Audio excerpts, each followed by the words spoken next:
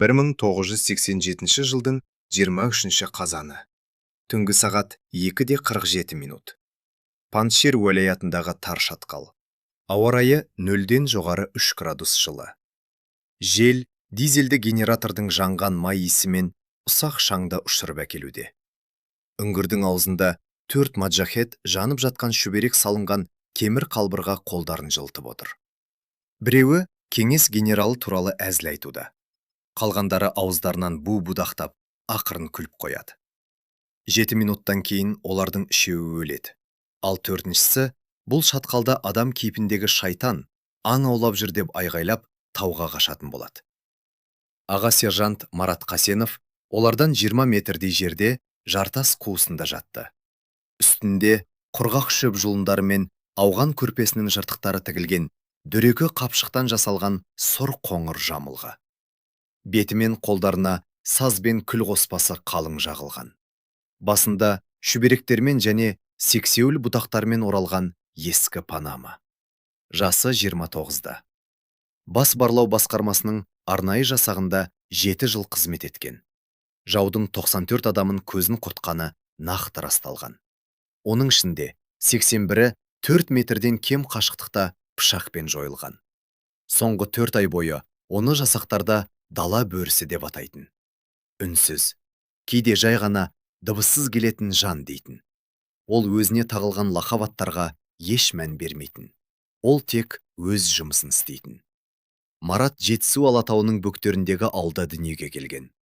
Әкесі атадан балаға мирас болған нағыз аңшы, мерген адам.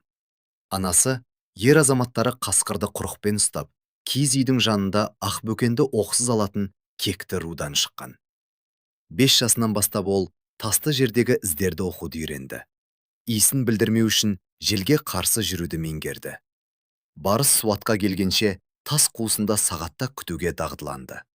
Атасы үзілмейтін, әрі сықырламайтын қыл тұзақ өруді үйретті. Үлкен ағасы киімге бір тамшы қан тигізбей, ешбір дыбыс шығармай бауыздаудың әдісін көрсетті. Мұның бәрі дала мен таулы аймақта үйреншікті жағдай болып көрінетін. Соғыс бұл дағдыларды қаруға айналдырды. Моджахеттер ішіп отырған шайларын тауысып қалған еді. Төсіне дейін сақалы бар біреуі орыстардың қалай қашатын бейнелеп, қолдарын сермеп тұр. Қалғандары қарқылдап күліп жатты. Марат реттілікті іштей бөліп қойған. Бірінші болып ең қатты күліп тұрғаны өледі. Ол назарды аудартты. Екінші, кеудесінде Калашников автоматы бар адам. Кез оқ жаудыра алатын жалғыз сол ғана. Үшіншісі үңгірдің аузына жақын тұрғаны. Ол айғайлап, басқаларын оятуы мүмкін. Төртіншісін тірі қалдырады. Қаша берсін. Басқаларға айтып барсын. Қорқыныш оқтан да жылдам тарайды. Температура төмендеп, жел басылды. Нағыз қолайлы сәт. Шаң аяқ дыбысын басады, суық жаудың қимылын тежейді. Ал оттың түтіні басқа иістерді білдірмейді. Марат қозғала бастады. Сантиметрлеп. Қанының кемірін тигізбей, өткір тастардың үстімен жорғалап келеді. Пышағы ескі, әкесінен қалған мұра. Жүзі 24 сантиметр. Көміртекті болады. Сабы ақ бөгеннің керісімен қатталған. Оны күн сайын кешке қалтасында жүретін ұсақ таспен 40 минут қайрайтын. Арқаны қара сорадан, ата дәстүрмен өрілген, аязда стырлайтын синтетика емес. Жамылғысы сондай шебер тігілгендіктен, қараңғыда ол жартастың бір бөлігіне айналатын. Қашықтық 12 метр. Моджахеттер әлі күліп еді. Біреуі Марат жаққа бұрылып, жартас қуысына тіке қарады. Ештеңе байқамады. Адамның көзі айналамен тұтасып кеткен қозғалыссыз затты көре алмайды. Тіпті кішкентай шіркей кірпігіне қонып, көзіне қарай жорғалағанда да Марат көзін ілмеді. Ол тек күтті. Моджахет теріс айналды. Пышақ біріншісінің желкесіне, тура бас сүйектің астына қадалды. Денесі дыбыссыз, кек қысқа ғана ырылдаған үнмен жерге құладады. Үшеуі жалт қарады. Құлаған адамның үстінде шаң мен көлеңке жамылған бейне тұрды. Адамнан гөрі тау рухына көбірек ұқсайтын. Келесі секундта ол қимылға көшті. Автоматы бар унтер қаруын көтерді. Бірақ тым кеш еді. Пышақ төменнен жоғары қарай қысқа доға жасап, иек астынан өтіп, мидың негізіне жетті. лезде жан тәсілім етті. Марат құлап бара жатқан денені сол қолмен ұстап қалып, жерге ақырын жатқызды да, пышағын суырып алып, үшіншісіне бұрылды. Үшіншісі жас жігіт, шамамен 19 жаста. Қорқыныштан көздері шарасынан шығып, айғайлауға аузын ашты. Марат пышағын лақтырды. 7 метр. Пышақ сол жақ бұғананың астына тура қадалды. Жігіт тізе бүгіп, пышақтың сабынан ұстады, бірақ саусақтары бағынбады. Ол Маратқа үлкен, ашылған көздермен қараттырды. Не жек көру, не ашу жоқ. Тек түсінбеушілік пен хайуани қорқыныш. Содан кейін көзіндегі жарық сөнді. Төртіншісі, тоттың үлкені, сақалына ақ кірген, бетінде тыртығы бар ардагер еді. Ол қаруын көтермеді, қашпады да, жай ғана қарап тұрды. Алдында жау емес, сирек кездесетін жыртқыш тұрғандай бағалап қарады. Марат та оған сондай жанармен жауап қатты. Есте сақтауға уақыт берді. Шаң басқан бейне, қолдағы пышақ, эмоциясыз сабырлы жүз. Ақырын қолын көтеріп, шатқал жақты көрсетті. Ишарат сөзсіз ұғынық деді. Қаш, өз адамдарыңа айтып бар. Бұл тауларда Калашников, гранат атқыш пен барлық әскери дайындық дәрменсіз болатын. Бірдеме анаулап жүрген жеткіз. Ардагер әскери адамша бір рет қысқа бас изеді. Бұрылып, қараңғылыққа қарай нық қадаммен жүріп кетті. Қашпады. Бойындағы намысын сақтап қалды. Марат мұны құрметтеді. Ол мәйіттерге жақындады. Пышағын өлген унтердің киіміне сүртті. Қалталарын тінтіп шықты.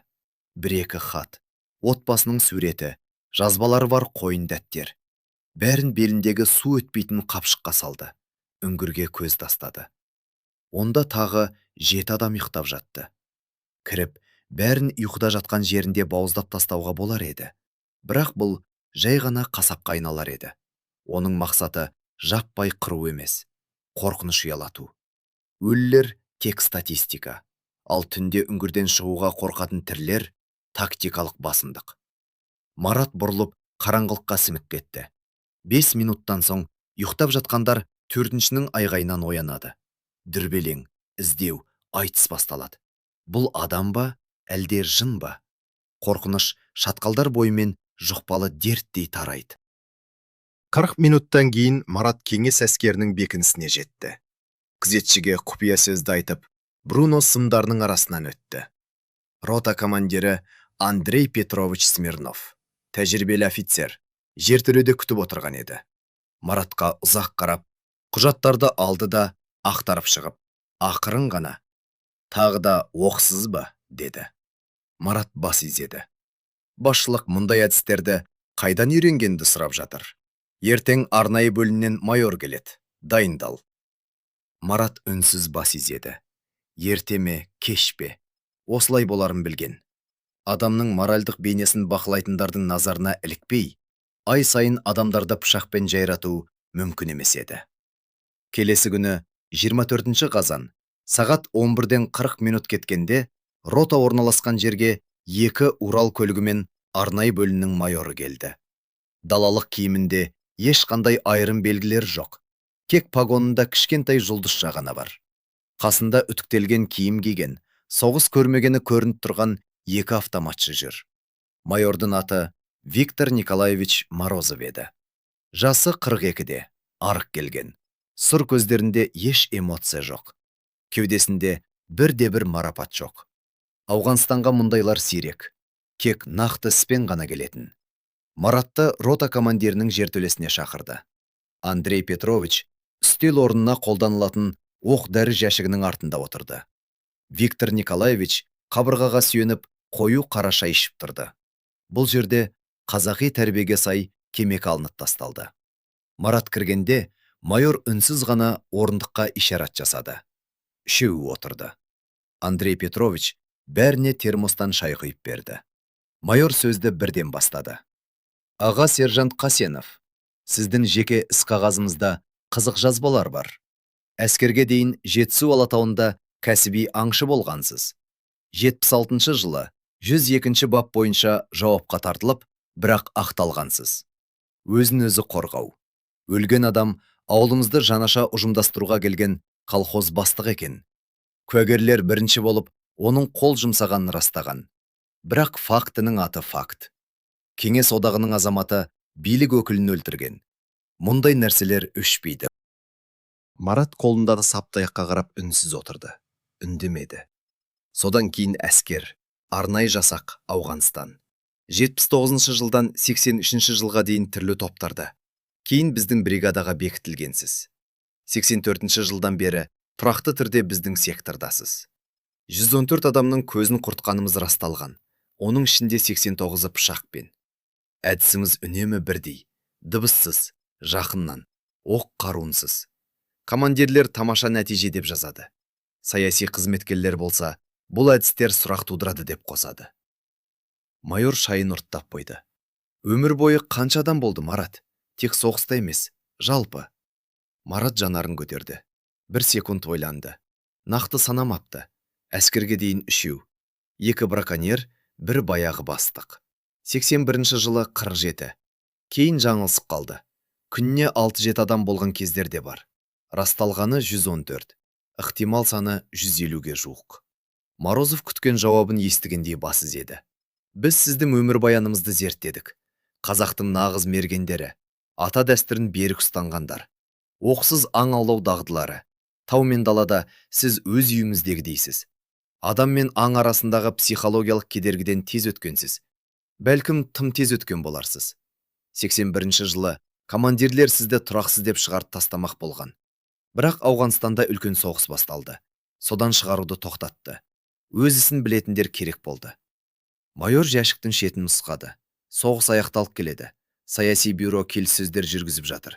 Бірақ әскерді толық шығаруға әлі 1,5 жылдай бар. Қоршауда қалған бандалар, керуендер, Ахмад-Шах Масудтың топтары бұзып өтіп, тұлға соққы беруге тырысуда. Бізге тауда тура сіз сияқты жұмыс істей алатын адамдар керек. Кермез маңындағы оқу орталығына ауысуды ұсынамын. Нұсқаушы боласыз. Іріктелген жауынгерлерді өз әдісіңізге үйретесіз. Соғыс біткенше салыстырмалы түрде қауіпсіз, жылы орын. Көптеген адамдар бұл үшін жанын берер еді. Марат ұзақ үнсіз қалды. Сосын ақырын, бірақ нық жауап берді. Рахмет, жолдас майор. Бірақ менің орным осында, тауда. Бұл жерде менің пайдам көбірек.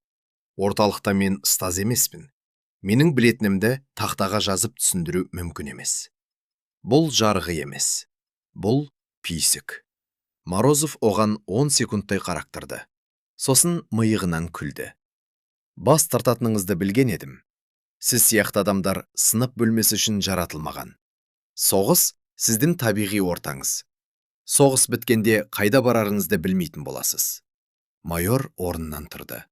Қоштасарда былай деп қосты. Ұсыныс күшінде қалады. Егер ойымызды өзгертсеңіз, кез келген арнайы бөлім маған жеткізеді. Еш сұрақсыз. Ол шырқ кетті. Артынан автоматшылар ерді. Андрей Петрович оларды көзімен шығарып салды. Сосын Маратқа бұрылды. Бас тарту қауіпті екенін түсінесің бе? Марат бас изеді. Түсінемін, бірақ басқаша істей алмаймын. Андрей Петрович күрсініп, жолдорбасынан бүктелген картаны шығарды. Жарайды. Олай болса, жұмысты жалғастырамыз. Бүгін таңертең барлаушылар бір топты байқады. 10-15 адам. Батыстан шығысқа қарай жүріп келеді. Бағыттары Дара ауылы маңындағы біздің пылдағы оқ-дәрі қоймасы. Киімдері мен рациясына қарағанда жай дұшмандар емес. Арнайы дайындалған диверсиялық топ. Міндет тауып, жолын кесіп өткізбеу. Керегіңді ал, жалғыз барасын. Әдеттегідей. Марат картаны алып жазып қарады. Маршрутты көріп, нүктелерді белгіледі. Бүктеп қалтасына салды. Қанша уақытым бар? Ең көбі 1 тәулік. Сосын олар біздің аумаққа өтеді. Сол кезде нағыз қырғын басталады. Марат орнынан тұрды. Үлгеремін. Ол жертөледен шықты. Күн тас төбеге көтерілген. Ыстық 28 градус. Жел шаң ұшырып тұр. Марат құрал жабдықтарын сақтайтын жартас қуысындағы жасырын орнына барды. Пышағын алып жүзін тексерді. Арғанын шығарды. Ауылда атасының тәсілмен өрілген 30 метрлік қарасора арқан.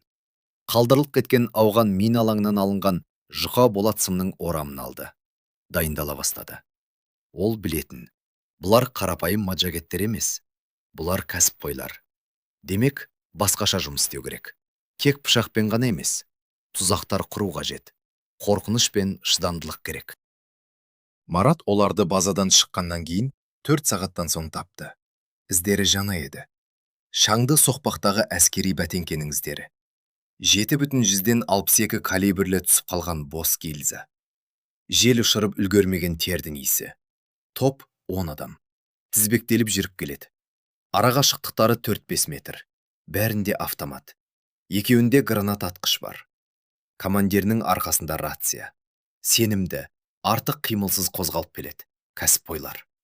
Ауылдың жергілікті рухтары емес, Пәкістанда немесе Масудта дайындықтан өткендер. Мақсаттары дарадағы қойма. Жарылғыш заттар, жанармай, оқ дәрілер. Егер өтіп кетсе, рота 1 айлық жабдықталуынан айырылады. Олар 2400 метр биіктіктегі қалың шырша ормандағы ескі тас пен саздан салынған шопанның лашығына күндізгі демалысқа тоқтады. 2 сағаттық күзет қойды. Шұңқырда түтінсіз кішкентай от жақты. Қаруларын тексерді. Командирі бойы ұзын, сол жақ қасының үстінде үлкен тыртығы бар адам. Бұйрықтарды қысқа, өз тілінде беріп жатты.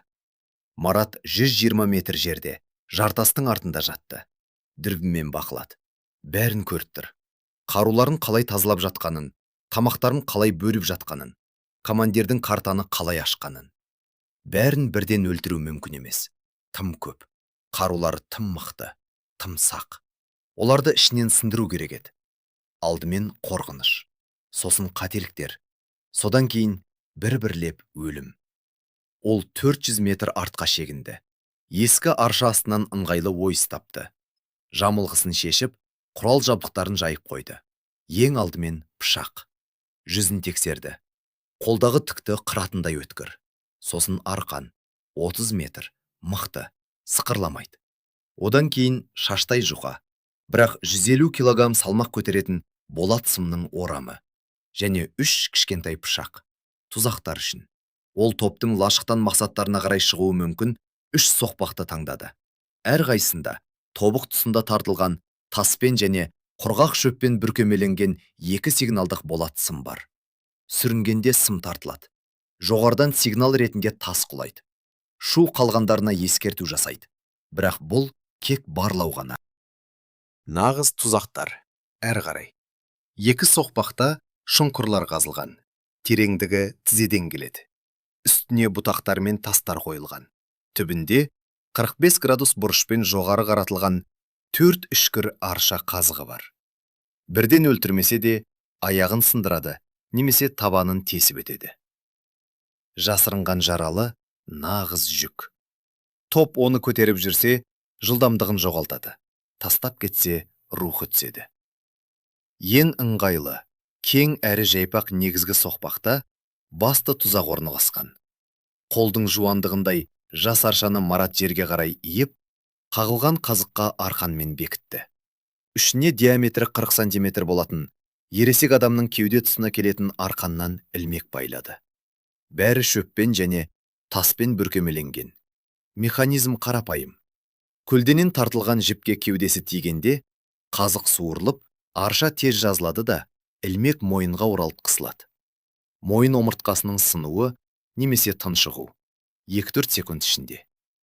Атасы осылайша 30-шы жылдардағы ашаршылық кезінде оқ дәрі қат болған кезде қасқыр аулаған. Бұл жұмыс 5 сағатты алды. Кешке қарай бәрі дайын болды. Марат лашыққа жақындап 80 метр жерге жасырынды. Топ жиналып жатыр еді. Командир маршрутты картадан көрсетті. 22-де 30 минутта жолға шығады. Жоспар. Түні бойы жүру. Таң ата қоймаға жетіп, жарылғыш заттар қою, сосын авиация көтерілгенше тауға шегіну. Олар дәл уақытында шықты, тізбектеліп. Алдында автоматын кезенген барлаушы.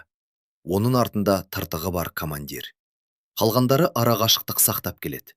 Өте сақ жүрді. Соқпақты тексеріп келеді. Бірақ қараңғыда жұқа арқанды көру мүмкін емес еді. Марат 60 метрдей қашықтықта оларға параллель қозғалып отырды. Ағаштар арасынан олардың сұлбаларын көріп келеді. Аяқ дыбыстарын, қару жарақтың сыбдырын естіді. Олар тура басты соқпаққа келе жатты. 2 сағат жүргеннен кейін бірінші барлаушының кеудесі көлденең тартылған арқанға тиді. Шыртыл еткен дыбыс шықты. Арша ысқыра жазылып кетті.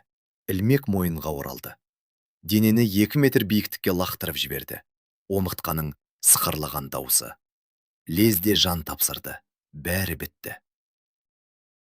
3 секундтың ішінде. Сондай тыныш болғаны сонша, қалғандар тіпті бірден түсінбеді де. Командир лезде әрекет етті. Жатындар, бұталарға оқ атындар. Автомат оқтары түнді тілгілеп өтті. Жарқыраған оқтар қызыл сызық сызып жатты. Болжалды жау жаққа қарай көзсіз оқ жаудырды. Марат тастың тасасында қозғалыссыз жатты. Оқтар басының үстінен ысқырып өтуде. Ағаш қабықтарын жұлып шаң көтерді. Ол жауап бермеді. Күтті. Атыс 1,5 минуттан соң басылды. Тыныштық. Кек дем алыспен жүректің дүрсілі ғана. Сосын ыңырсыған дауыс шықты. Маджахеттердің бірі қазықтары бар шұңқырға түсіп кетті. 2 аяғы бірдей тесілген. Оның айғайлағаны сонша, жаңғырық бүкіл шатқалды басына көтерді. Жолдастарын не істерін білмей абдырап қалды. Алып шығу керек пе? Жаңа тұзақтарға түсу қаупі бар. Қалдыру керек пе? Өз адамын тастап кету. Командир ақырып бұйрық берді. Оны шығарындар. Еңбектеп барындар. Екеуі еңбектеп барып оны тартып шығарды. Жаралы жан ұшыра бұлқынып жатты. Тастардың үстінде қара қан көлшік болып жиналды. Қан ізі ұзаққа созылады. Қасқырлар мен шибөрілер оны километрден сезеді. Командир түсінді. Қақпанға түсті. Жау жер бедерін жақсы біледі. Тұзақтары барлық жерде. Әрі қарай жүру өз-өзіне қол жұмсаумен тең. Ол бұйрық берді. Дөңгеленіп, бір-біріне арқаларын беріп отыру. Қару дайындықта. Классикалық шеңберлі қорғаныс. Марат 40 метр жерден бақылап отырды. Ол қорқынышты көрді. Қолдарының дірілдегенін байқады. Командирдің жағдайды бақылауда ұстауға тырысып жатқанын көрді. Бірақ даусынан оның да кернеулі екені білініп тұрды. Келесі 2 сағат ішінде топ тағы бір адамын жоғалтты. Жас маджахет шыдай алмады. Орнынан ұшып тұрып, «Аллаху акбар!» деп айғайлап, қараңғылыққа қарай жүгіре жөнелді. 1 минуттан соң қысқа айғай естілді. Екінші шұңқырды тапты. Сынған аяқ. Таң атқанша жалғасқан ауру азабының айғайы. Енді олар жетеу қалды. Оған қоса ауырсынғаннан өліп бара жатқан бір адам бар. Командир таң атқанша орнынан қозғалмай күтуге бұйрық берді. Тұзақтарды көру үшін жарық керек болды. Марат та олармен бірге күтті. Ол асыққан жоқ. Уақыт оның пайдасына жұмыс істеп жатты. Ол қалтасынан бір кесек кептірілген ет шығарып, баяу шайнады. Әкесі үйреткендей. Жақсы аңшы жылдам емес, шыдамды болу керек. Олжа өз қателігін өзі жасайды. Таңертеңгілікке қарай қорқыныш қолмен ұстауға болатындай деңгейге жетті. Моджахеттер үнсіз қалды. Кек дем алыспен сирек оқылған дұғалар. Олар білді, аңшы жақын жерде. Ол оларды көріп тұр, таңдап жатыр, күтіп отыр. 25 қазанның таңы сұрғылт әрі суық болды. 6-дан 20 минут кеткенде күннің алғашқы сәулелері аршаның ұштарын жарықтандырды. Шеңберде отырған моджахеттер тұзақтардың сұлбасын көре бастады. Кесілген арқандар, көмілген шұңқырлар, ілінген маятник тастар. Айналадағы 80 метр радиус тұтас өлім аймағына айналған еді. Тыртығы бар командир Тарик бәрін түсінді. Әр қарай қозғалу тек өмірді құрбан етумен ғана мүмкін. Бірақ бір орында тұру да өлім. Орыстар жақында авиация немесе жаяу әскерін әкеледі. Ол қалған 6 адамды жинады. Жаралы адам ауырсыну шокынан 1 сағат бұрын қайтыс болған еді. Тыныш, айғайсыз. Жай ғана дем алуын тоқтатты. Тарик бұйрық берді. Баяу жүру, әр метрді тексеру, тұзақтарды зымиян ету, лашыққа қарай кер шегіну. Онда рация бар, көмек шақыруға мүмкіндік бар. Олар 6-дан 40 минут кеткенде қозғалды. Тізбектеліп, бірақ өте тығыз, иық тірестіре жүрді. Алдыңғы екеуі іштерімен еңбектеп, жерді сүңгі пышақпен түртіп келе жатты. Қалғандары қорғап жүрді. Алғашқы 150 метрді 40 минутта өтті. 3 сымды кесті. 2 шұңқырда айналып өтті. Жүйкелері сыр бере бастаған еді. Бірақ тәртіп әзірге сақталып тұрды.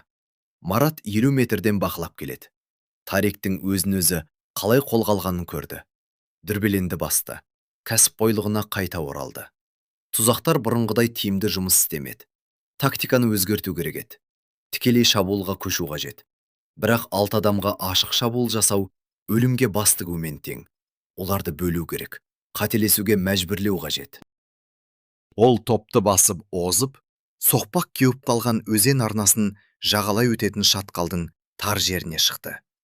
Жағалауы тік. Қамыс пен тікенекті бұталар өскен. Су тобықтан келеді. Бірақ түбі батпақты. Таттырмас орын. Марат жағалау суға төніп тұрған нүктені таңдады. Су деңгейінде саздан ін қазды. Борсықтың ініндей тар. Ішіне кіріп, кіреберісін қамыспен балшықпен дүркемеледі. Енді ол тіпті 1 метрден де көрінбейтін болды. Күтті. Топ өзенге сағат 11-ден 10 минут кеткенде келді. Тарик шешім қабылдады. Арна бойымен жүру. Жер ашық. Жасырын тұзақтар болу ықтималдығы аз. Тізбектеліп жүрді. Бірінші болып барлаушы. Оның артында Тарик. Ең соңында Захир есімді жас маджахет. 4 метрге артта қалып қойған. Марат алғашқы бесеуін өткізіп жіберді. Олардың етіктерін бетінен жарты метр жерден көрді. Дем алыстарын естіді. Тердің, қорқыныш пен шаңның иісін сезді. Захир қасынан өте бергенде Марат іннен дыбыссыз шықты. Сулы, лайға батқан. Адамнан гөрі тау перісіне көбірек ұқсайды. Қашықтықты 2 метрге дейін қысқартты. Пышақ бүйрекке төменнен жоғары қарай бұрышпен қадалды. Тура, кәсіби түрде. Сол қолмен аузын жауып ырылдаған даусын басты. Захир бірнеше рет жолқынып барып жан тәсілім етті. Марат денені суға батырды. Ол су ағынын қызылға бояп баяу су астына кетті. Топ тағы 250 метр жүргеннен кейін барып, Тарик артына бұрылып қарағанда түсінді. Соңғы адам жоқ. Керуенді тоқтатты. Жатуға бұйрық берді. 10 минут күтті. Ешкім көрінбеді. Біреуін тексеруге артқа жіберді. Ол бозарық қайтып келді. Жағалауда суға қарай апаратын қан іздері бар. Дене жоқ. Енді бесеуі қалды. Тарик түсінді. Аңшы тағы да шабуылдады. Және ол жақын жерде. Үнемі қастарында. Олар тығыз топтасты. Үнсіз жүрді. Марат соңдарынан қалмай, кейде тастар арасынан сұлбасын көрсетіп қояды. Жарқ етеді де жоғалып кетеді. Жүйкелері барған сайын жоғара түсті.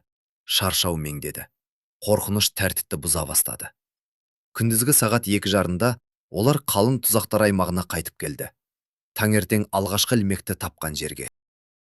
Бұл жерде Марат сыйлық қалдырған еді. Ескі арша ағашында адам бойындай биіктікте ауған жилеті ілулі тұр. Оның үстіне қан мен тізім жазылған. 10 есімнің тізімі.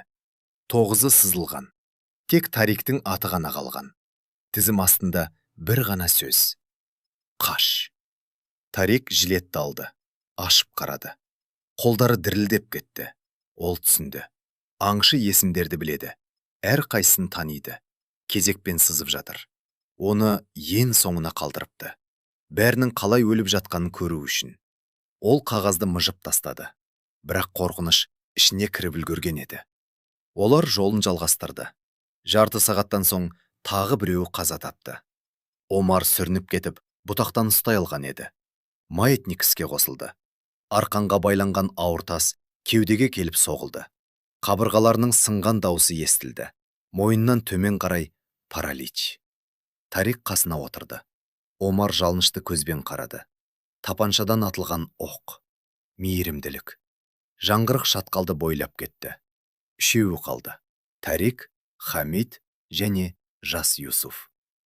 Олар шағын алаңқайға шықты. Айналасы 120 метрдей ашық кеңістік. Биік шөп өскен. Айналып өту уақыт жоғалту болар еді. Тарик шешім қабылдады. Тура жүру керек, жылдам. 40 метр жүріп өтті. Кенет Хамид құлап түсті. Кереңдігі 3 метрлік шұңқыр. Түбінде сынған шыны мен үшкір тастар қағылған. Қолы, аяғы, іші тілім-тілім болды. Қаны судай ақты. Ол төменнен айғайлап қолын созды.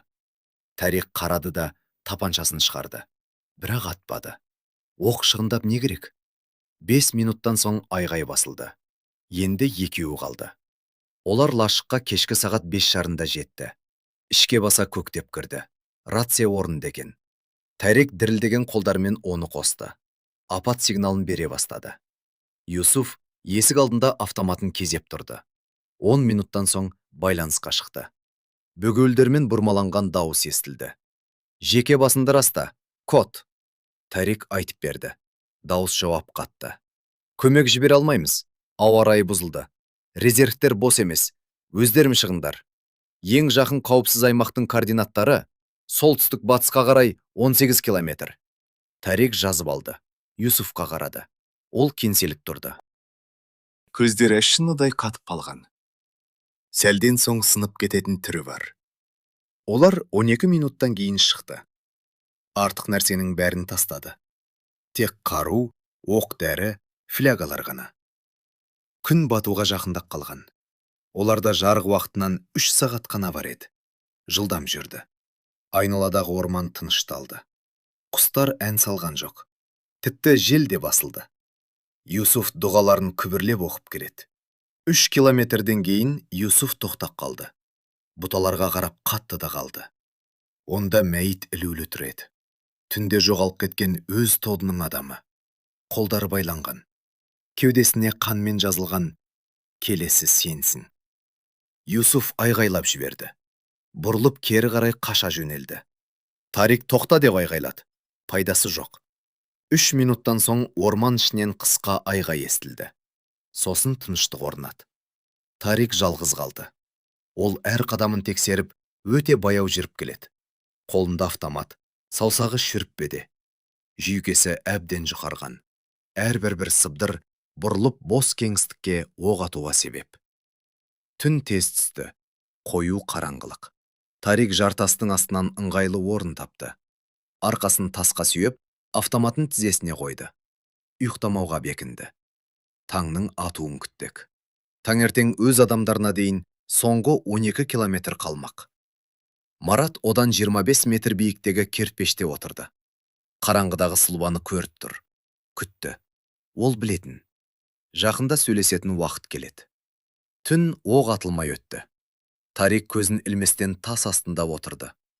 Бұл жігіттері ұйық қалмас үшін әр 10 минут сайын орнын ауыстырып отырды. Автоматын қолынан тастамады. Ол таңның атуын үкім күткендей күтті. Марат кертпештен көлеңкедей дыбыссыз түсті. Бүйірден 10 метрдей жерге қонды. Тарик лезде әрекет етті. Автоматын бұрып, қысқа кезекпен оқ жаудырды. Жарқыраған оқтар жартастарды қызылға бояды. Бірақ Марат қағыс қалып үлгерген еді. Бос магазин шыртыл ете қалды. Тарик жанталаса қаруын қайта оқпектады. Қолдары дірілдеп кетті. Осы секундтарда ол дәрменсіз еді. Марат пышағын бірақ сілтеп, бәрін аяқтай алар еді. Бірақ олай істемеді. Ол сөйлей бастады. Акцентпен болса да түсінікті тілде. Сен жақсы шайқастың, Тарик. Адамдарың мықты болды. Олар нағыз жауынгердей қаза тапты. Тарик қалт тұра қалды. Қараңғыдан шыққан дауыс сабырлы, тіпті құрметпен естілді. Ол мұндай әңгімені күтпеген еді. Аңшы олжасымен сөйлеспейтін. Сен кімсің? Деп сұрады ол қарлығыңқы дауыспен. Аға сержант Марат Қасенов. Аңшымын. Тарик ащы жымиды. Аңшы, сен адам емессің. Сен шайтансың. Марат ақырын ғана жауап берді. Мен адаммын. Жай ғана өз үйімдемін. Ал сендер шақырусыз келген қонақсыңдар. Олар тағы 10 минуттай сөйлесті. Тарик мұның бәрі не үшін керек болғанын сұрады. Неге бірден өлтіре салмады? Марат жауап берді. Сен олжа болудың не екенін түсінуің үшін, ауылдарда, жолдарда, сендер өлтірген бейбіт адамдардың не сезінгенін өз басынан өткеруің үшін. Содан соң Марат келісім ұсынды. Қаруыңды таста, солтүстікке қарай жүр, таң атқанша тиіспеймін. Сосын кең дәрежеде аң аулауды бастаймыз. Тарик ұзақ үнсіз қалды. Сосын автоматын тастың үстіне баяу қойды. Гранаталары бар белдігін, тапаншасын, пышағын шешті. Бәрі сонда қалды. Арқамнан оқ атады-ау деп күтіп, қарусыз орнынан тұрды. Ештеңе болған жоқ. Жүре бер, деді Марат. Тарик кетті. Қадам артынан қадам. Артына қарамады. Түні бойы жүрді. Таң атқанша 9 километр жол жүрді. Шаршаған, аш, бірақ тірі. Алда Пәкістан шекарасына дейін 8 километр қалып еді. Күн көтерілді. Орман оянды. Құстар ән сала бастады. Тарик артынан аяқ дыбысын естіді. Бір қалыпты, сенімді қадамдар. Бұрылып қарады. 100 метр жерде сұл батыр еді. Марат. Қолында пышақ. Жанары сабырлы, бағалап тұр. Аң аулау қайта басталды. Тарик тұра қашты. Өкпесі от болып жанды. Жүрегі кеудесін жарып шығардай қақты.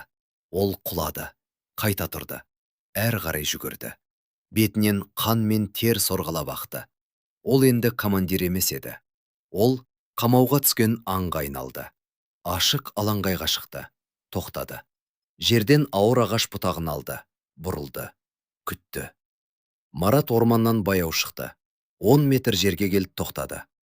Жақсы жүгірдім. 9 километр қарусыз, мақтауға тұрарлық. Тарик айғайлап жіберді. Мен берілмеймін. Соңына дейін шайқасамын. Қолындағы бұтағын сермеп алға ұмтылды. Марат бір қадам артқа шегінді. Бұтақ бетінен 1 сантиметр жерден өтті. Екінші рет сілтеді. Марат ішке кіріп кетті. Пышақ жарқ етті. Білекке тиген соққы. Бұтақ жерге түсті. Екінші соққы. Бүйірден. Қабырғалардың арасынан. Керең емес. Кек көрсету үшін ғана. Тарик тізесінен құлады. Жарасын басты. Қан саусақтарының арасынан ақты. Ол жоғары қарады. Көзінде енді қорқыныш емес, шаршау мен жеңілдеу бар еді. Бәрі аяқталып келеді. Марат оған қарсы отырды. Көзіне тіке қарады. Енді түсіндің бе? Тарик жауап бермеді. Жай ғана бас изеді. Марат пышағын көтерді. Дәл осы кезде дауыстар естілді. Орысша дауыстар. Кеңес патрулі. 6 солдат. Алаңқайдан 100 метрдей жерде келе жатты. Марат ішінен балағаттап жіберді. Қазір өлтіру керек пе? Патруль естиді. Келеді. Жаралы, қарусыз адамды көреді. Сұрақтар басталады. Неге аға сержант тұтқынды өлтіріп жатыр?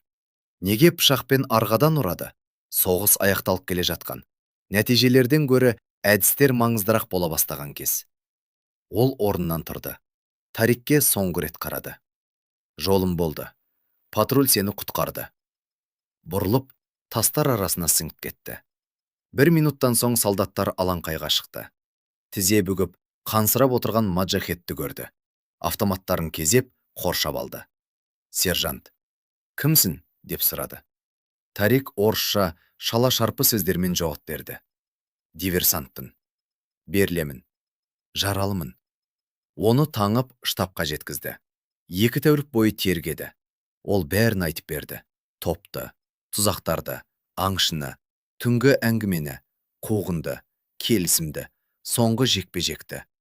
Офицерлер тыңдады. Кейбіреулері сенбеді. Бір адам пышақпен және қарапайым тұзақтармен дайындықтан өткен 10 маджахетті жоя алмайды деді. Бірақ патруль тексерді. Мәйіттерді тапты. Тұзақтарды көрді. Тұтқын қалай айтса, бәрі дәл солай болып шықты. Басшылық Маратты шақырды. Майор Морозов та сонда болды. Ол тікесінен сұрады. Шын ба? Марат бас изеді. Шын. Тотты тапты. 9-ын көзін құртты. Соңғысын жаралады. Өлтіруге патруль кедергі болды. Тірі тұтқын пайдалырақ. Морозов ұзақ қарап тұрды. Сосын былай деді. Орден аласын. Сенің тәжірибен қолданылатын болады. Сен кеңес арнайы жасағының үлгісісің. Марат үндемеді. Ол білетін еді, бұл өтірік. Ол үлгі емес. Ол ауытқу. Соғыс 1989 жылдың ақпанында аяқталды. Әскерді шығару басталды.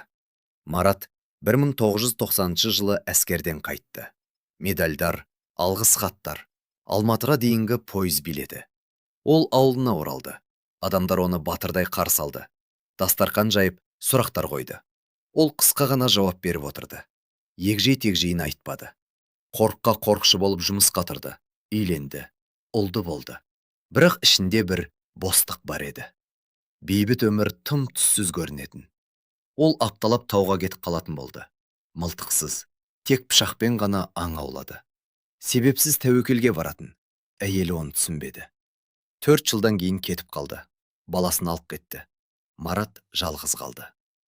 Тау басындағы ескі қыстауда өмір сүрді. Ауылға мүлдем түспейтін болды. Ол аңызға айналды. Адамдар кәрі Қасенов барыста жалаң қолмен буындырып өлтіре алады екен деп айтатын. Қасқырлар оны тыңдайды екен. Ол қараңғыда көреді екен десті. 2001 жылы қайтыс болды. 43 жаста еді. Ескі аршаның астынан тапты. Шалқасынан жатып, аспанға қарап қалыпты. Жүзінде күлкі бар. Қолында баяғы пышағы. Үнсіз жерледі. Бұрынғы рота командирі Андрей Петрович келді. Батыр туралы сөз сөйледі. Бірақ сөздері тым жасанды, бос естілді. Марат Қасенов қалыпты мағынадағы батыр емес еді. Ол адам аулауды соғыс деп атайтын дәуірде дүниеге келген нағыз аңшы болатын. Соғыс біткенде ол бейбіт өмірге қайта орала алмады. Кейбір адамдар үшін соғыс қорқынышты түс емес, өздерін тірі сезінетін жалғыз күй. Сол күйді тартып алғанда адам іштей баяу өле бастайды. Оның тарихы ерлік туралда, трагедия туралда емес. Бұл соғыс адамды қайтынсыз өзгертетіні туралы хикая. Бір кездері үйренген дағдыларды ұмыту мүмкін еместігі туралы. Аңшы мен аңның арасындағы шекара көрінгеннен де жұқа екенін көрсететін тарих. Және кейде жеңіс құтқарылу емес, өлтіруді тым жақсы меңгергендер үшін өмір бойғы қарғыс екенін дәлелдейтін оқиға.